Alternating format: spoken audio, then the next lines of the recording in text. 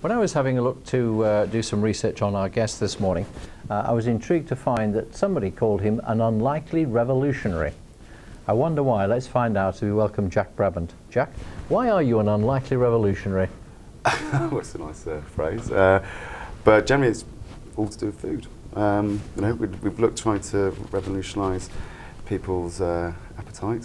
I'm trying not to use a pun there, but street food has become something in the city that I think everyone has embraced. I was going to say we should have prefaced that by saying that you actually were a founder of the Digbeth Dining Club. The word is that you were filming street food in Birmingham and you thought it was pretty poor. Is that fair? No, I was filming street food in London. Been doing it for a couple of years with a company called the Nationwide Catering Association, who are a body that look after street food. And working alongside them, we go off to events in London, other cities. And we're coming back to Birmingham, as you say, and there was nothing here in terms of a combined effort to sort of showcase. And we went from there really, and it was a drunken pub conversation that sort of as they went often from there. are. Yes, yeah. So you weren't sort of really talking about sort of people who show up when the pubs close on a Friday night with burgers on the street corner. That's not what we're talking about, is it? No. The sort of the concept behind street food is really like, it's basically restaurant quality food, but done in a gazebo, in a trailer, done well. And in interesting locations. It just so happened that we decided to do it in Digbeth. I think the setting was perfect. We wanted to basically create almost like a street food nightclub. Was the idea, doing something completely different and almost bring people to an area that would never think to do food or come down for food in an area somewhere in Digbeth. And we went from there really. Is there, to some extent, is there sort of competition with people who are there with fast food outlets at the sort of side of the street as well? No. I mean, we are seeing nowadays. I mean, obviously with it becoming, it's not just in Birmingham, across the country, we're seeing a lot of places that are embracing the sort of the concept of the street food, sort of where whether it's using certain types of food, combinations of food, sort of bringing it off on the street into restaurants. But with us, I mean, it's like people actually come down. It's still a destination. Come down to Digbeth and do it there. So you could come in your white tie and tails, could you? You can come whatever you want. One of the phrases we like to use is we think it's a democratic process for everyone. It doesn't matter what background you're from. You're treated exactly the same. So we have people of every generation. So we see people, we have to see toddlers. Well, for families, not obviously toddlers on their own, but hopefully not. Yes. Well, we would have them anyway. Yeah. But we have toddlers, and we've had people as very old people with Zimmer frames turning up. Everyone seems to enjoy it, and we try to create an environment where is something for everyone. Was it a case that once you'd had this bright idea, albeit a slightly drunken idea, that the food industry maybe thought, I'm not so sure that this is going to work? It's I think with the whole idea of the food. The food industry is something that has actually embraced it. I mean, you're seeing it across everywhere, especially for example, with festivals. They are now, you're seeing the burger van, which still has its place, has completely changed. Everyone is embracing it. They realise that actually, people want to see good food produced, and people want to know where their food comes from. I think, obviously over the years, we're starting to see people becoming more interested in food. Obviously, the Jamie Oliver on telly, just one example, I guess. I mean, they are people that have actually helped to sort of create, the interest in food across the whole place. And I think people want to know where the food comes. I mean, a lot of our guys get their food from places like the Building Market. I mean, that's people want to know where it comes from, basically. And I think the food industry has embraced it. It's a great title, that, isn't it? Did that come of the drunken night as well, or was that a later edition? It was a late night. It was eventually coming up with that, and we all agreed it. We wanted my co-founder James as well. So he's a bit more shy when it comes to these things. But so after you'd had this idea, when you woke up the following day, did it still seem like a good idea?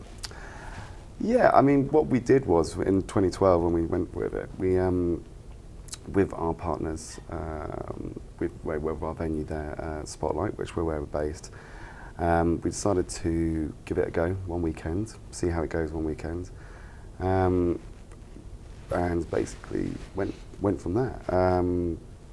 As I say, did it over 2 days over a bank holiday in August, and the result was resounding. And loads of people turned up, and we realised we had something here, so we took a month away and went weekly from there. So every Friday night from about September onwards, went from there, and it's been almost, well, will be 3 years this August, so it's been a long well, yeah. Quick and long. Yeah. And insofar, I mean, you run all sorts of festivals around it, don't you, as well as apart from the normal? Our weekly Friday events, we do that, but we also do one-off events as well. For example, this Saturday, we're doing a daytime street closure party, which is outside of venues, but we close down Lower Trinity Street, which is outside of venue. So we do that every couple of months, and we're really excited to be part of Birmingham Festival, which is happening on July 25th and 26th, which again is happening in Digbeth, and it's with ourselves, the Rainbow Venues and Weird Science. They bring in a weekend of music, which is Saturday is focused on international musicians across the world, and then Sunday we are hosting a food and drink festival that brings together different concepts from Birmingham, sort of celebrating the city, surrounding it with food, and enjoying it. So it'll be a good weekend, hopefully, that one. And do you have these festivals, are they themed, or is it just kind of anything goes, really? We basically start with the food and work our way out. So I think we find that, you know, one thing that people love is food, and you know, if there's one way to bring people down, it's food. And we do you know, we obviously put themes around it in terms of music, entertainment, and different ideas. We're always looking to do new ideas, and I think now we've got into our stride now after a number of years. We're starting to develop those things and make it more of an enjoyable experience for everyone. Are people's palates changing? We do see people's palates changing over time, and I think originally, you know, obviously it's still absolutely popular when we've got you know, people who do burgers and pulled pork. It's not just your average burger. It's, you know, again, as we explained earlier, it's the whole process that goes into it. There'd be people like the original Patty Man and Meat Shack who've been with us since day one. They are so popular. I mean, they'll have queues going out into the road. That's to this day. But we're now starting to see, you know, more chefs moving into street food. We've got people who've worked with Michelin star chefs, and there's more of sort of fine dining element coming into it, which is actually really exciting. It's great to see. We've also seen people like the enjoyable side of Asian food. Especially, we've got one of our most popular is Buddha Belly, who are a Thai specialist, and they actually won Best Street Food in the UK and have won national awards as well for the food. So it really does depend. Of course, I mean, there's a huge Chinese quarter in Birmingham, and there are an awful lot of people as well, several roads which are thought of merely as Indian food, aren't they? So you've got the whole range to go at here. Yeah, we've got a whole range, and I think that's the great thing about street food. I think compared to the rest of the world, I mean, I think the UK is somewhere that is so multicultural, and I think that's definitely the case in Birmingham, that we've got most of our diet, or you know, what we eat, comes from everywhere, and I think this is why it's taken over the UK, is because obviously we've got such an international palate. We've been perhaps a little slow to accept it, haven't we, at times, I think? Yes, I think, you know, I mean, even 10 years ago, I mean, the food choices you'd have in the UK would be completely different compared to what you have now. You only have to walk down a high street to see, you know, the options in restaurants or anywhere. We've been talking our way through all the food and all the experience. I mean, this has taken off to such an extent in 3 years that your proper job really has gone by the by, hasn't it now? Because you're so busy with the dining club. Yeah, I mean, obviously I work as a freelance cameraman and editor, but still occasionally get time to do it. But this has, you know, this has taken over really. What is it? The temptation of all the food to try that attracts you? I spend a lot of time in the gym. There is a lot of that. There's a lot of exercise that has to be done. Yeah, I mean, it's definitely one of the benefits. So, one of the things we try to do with Dig Diner Club is we only try to take on the best traders, and we do get a lot of applications from people who want to be part of it. So it's not just a case of booking people in. We like to say we have like a team of 30 to 40 traders on our books. And when we look to expand, obviously we do the process of trying all the food and seeing if they fit into our ethos. Well, you have of what to, we're don't you? developing. Yes. Yeah. And of course, you're lucky in the sense that you've got the terrific markets in Birmingham, 24 hours. Yeah, I mean, I think Birmingham's really grown as a city. Again, it's a young city, and I think that's one of the. I think it's really going to show over the next few years that Birmingham's going to shine as a great city. It's changed a lot in your lifetime, hasn't it? I mean, if you look back. Yeah, I mean, I moved away for a long time. I was away for 10 years, and even when I came back, it was a completely different city, and I think it's accelerated in the last 5 years. What was the biggest single difference you noticed when you came back then? The bullring was gone. Yeah. I think there's a vibrancy, and I think there is this mentality now that I think a lot of, especially around the UK, people were beating down on Birmingham as a city that wasn't great, and I think a lot of Brummies almost bought into that mentality. Whereas I think now people are fighting back against that through creativity, through just what is going on in the city, and saying actually no, we are a standout city. Of course, you mentioned about you spent time away, and some of that time was in Manchester, wasn't it? Which is as long fought hard to try and make its case. I know Birmingham's the second city, but Manchester in many ways has pushed it very, very hard, haven't they? Yeah, I mean, I lived in Manchester for 8 years, and I loved living there. But personally, obviously living in both now, and I think we're back in front. And I'm not just saying that obviously because I live back here now, but no. I think it's completely changed, and I think, but Manchester is a great city as well, and there's a lot going on there, and I think it's just showing that there is stuff outside London. Was that important to you? In what sense? Well, in the sense that as you say, I mean, we're still London's up there on a pedestal. Everywhere else is kind of trying to chase behind, and you filmed there and you've worked there. Did you very much think, well, look, I come from somewhere that can really make its case and become a major city? Yeah, I think it's really exciting to be part of development of Birmingham, especially with Digbeth as well. It's in the last 3 years. We've seen such a regeneration of the area from industrial area. I mean, obviously, I was actually told the other day by someone that actually when J.R.R. Tolkien was writing Lord of the Rings, that was actually Mordor. That was Digbeth, and it was one of those places, which was an interesting historical fact that I quite liked. But it's just seeing like the way that this has developed, and it's now becoming the creative hub of the city, and very similar to how, like, say, Shoreditch or like the eastern end of London is, or they say the Northern Quarter in Manchester. And we're talking about that area for people who don't know. It's around the custard factory, isn't That's it? correct, That's yeah. That's generally the hub. It starts from the custard factory and moves out, and it's really become sort of like the area for young creative types to whatever industry that is to develop, and it's a very good community of spirit going on around there. And lots of good food, as you've been telling us with. You actually read politics at university, didn't you? I mean, did you then think, well, interesting, but it's not for me as a career? No, I did spend time working with Labour and also working with trade unions. But yeah, no, I realised it really wasn't for me.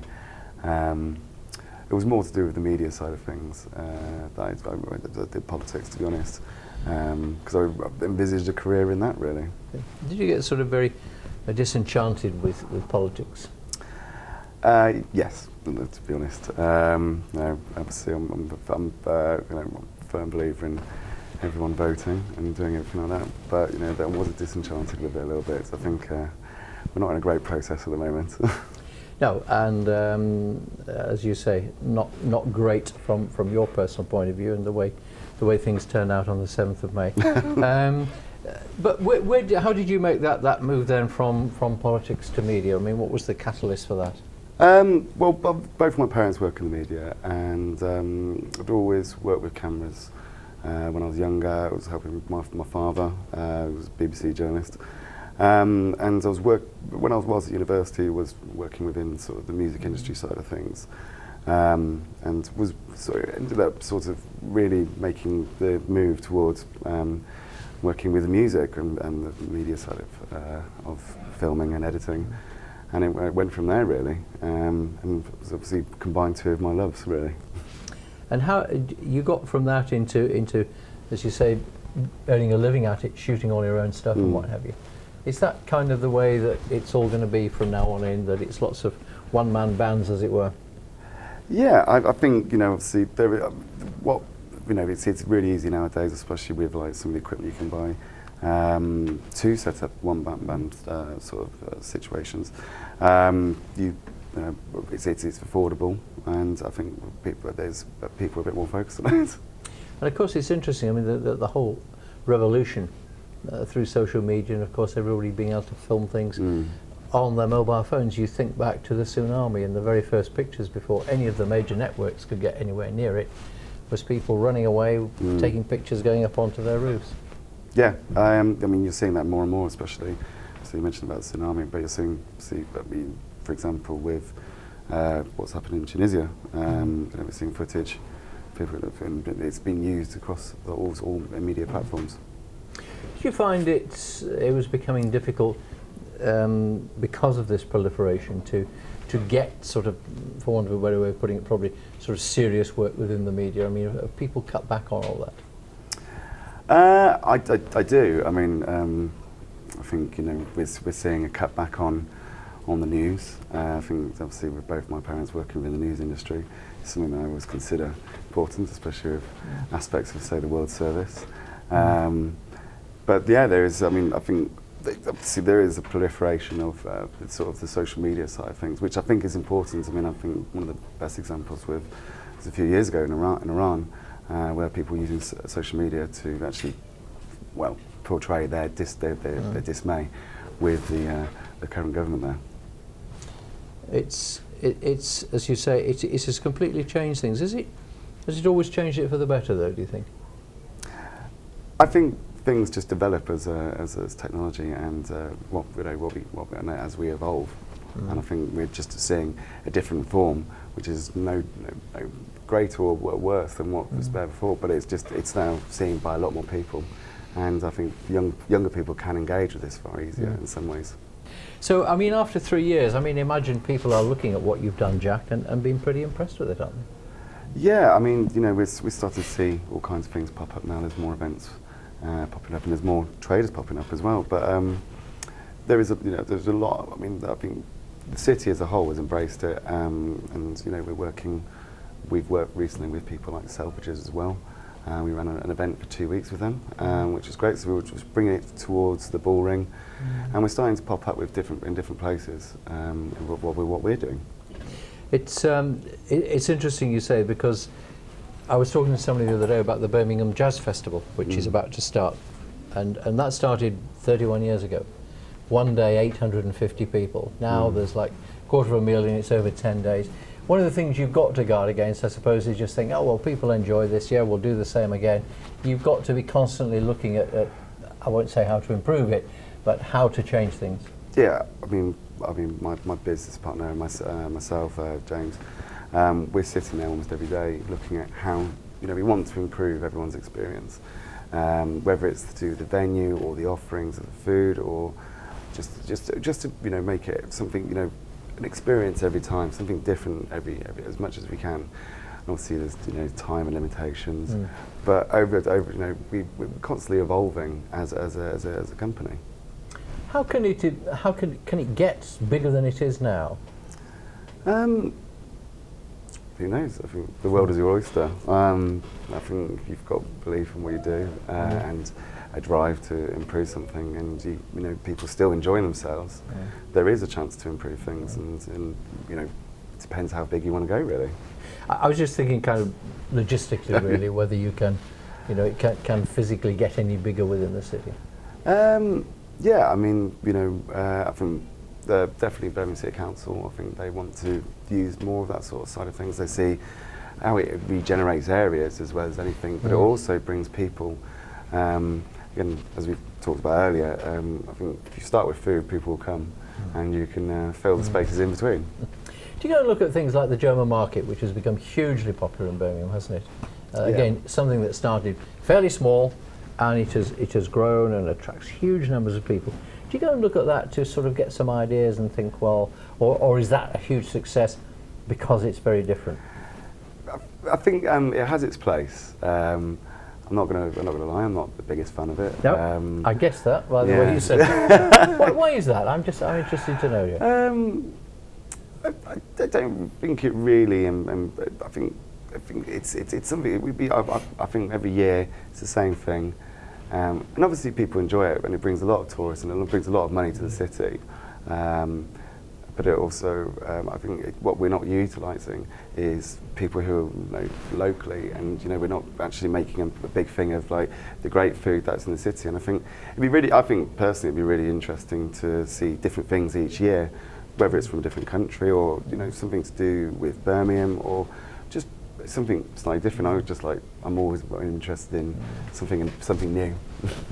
Do you still go and sort of have a look around other places, maybe in this country or in other countries, where they're doing something similar to this, to what you were doing? I mean, for example, I went away for a little break in Istanbul, and I was just looking at what was there, and it's the fantastic sort of markets and the street food that goes on there. But it's obviously, it was mentioned earlier, it's completely different in the rest of the world. I think it's ingrained in culture that you just, for example, as I say with Istanbul, you've got all the fish markets, and you just set up a grill and just serve food that way, and people just walk along. But yeah, we go around all the places around the UK, see what people are doing, and I think there's the same case that people are coming to see what we're doing. Just see how people embrace it, see if there's any ideas, and say we're always looking for new ideas and how to improve. So all this morning of talking food, we haven't talked about Jack the foodie. So when Jack gets out there, what does Jack like to eat? Oh well, personally I'm very partial to a curry. I think it's definitely one of the best cities for that, so I enjoy that quite a lot. Yeah, and is Indian food still as popular? I mean, within the work that you're doing now with the Diggers Dining Club in Birmingham? See, it's one of the elements. We haven't really focused on that so much. We're bringing it in. We've got a couple of people that we've been looking at and testing out to bring in. Because obviously it's something that is so popular in the city, and we wanted to find something that is completely special and completely different. That's going to be a completely different offering. So obviously, as we've talked today, it's about bringing something completely different to everyone that comes down to us. So we've talked about how, as with everybody and everything else, you've got to take things forward. What's in the pipeline for you now then? Well, we're looking to expand our sort of little domain. As the future goes on, we want to go on from just doing Fridays. We want to offer a whole weekend package and actually expand into bigger sites and bigger events. We're looking at ways to actually expand into across the Midlands as well. Just not just to be just in Birmingham, but see show it to more people in the Midlands, and it is expanding across the Midlands as well. And I think with our team as well, we can really show people a great time. In terms of planning what you're going to do and where you're going, have you become something of a sort of secret shopper, that you go in some form of disguise to watch what other people might be doing? Yeah, I have a little secret team of people as well who help me out and report back to me with findings, new people. So we've got people who are who love it, love being involved, and they give recommendations and we go from there. And have you changed anything because of what reaction you've had from people? I mean, from people's experiences. I mean, we know everybody posts pluses and minuses on particularly on social media these days. But have you ever sat down and said, that's a good idea. Why didn't we think? Yeah, we always do. I mean, obviously, with the proliferation of social media, we're able to interact with people on a quicker basis, and we really look at, we really pay attention to what our customers want, also to recommendations for the guys who work with us, the traders, coming again, letting them know what they think. I think that's the best way. If no man is an island, I think is the saying, and And I think the only way you can improve it is by listening to people. And obviously Christmas will be a big time, won't it? The Christmas Food Festival. Yeah, I mean we've done over the years. We've done we've done quite a few things. We've got a couple of new ideas that we're putting together to make Christmas even better, hopefully. Make the beard white and away you go. You've got yourself another job as well. Jack Brabant, founder of the Digbeth Dining Club. Appreciate you being with us this morning. Thank you so much. That's where we leave it for today. We will of course be back bright and early at 7:30 tomorrow morning with another Midland breakfast. I'll see you then. Bye bye.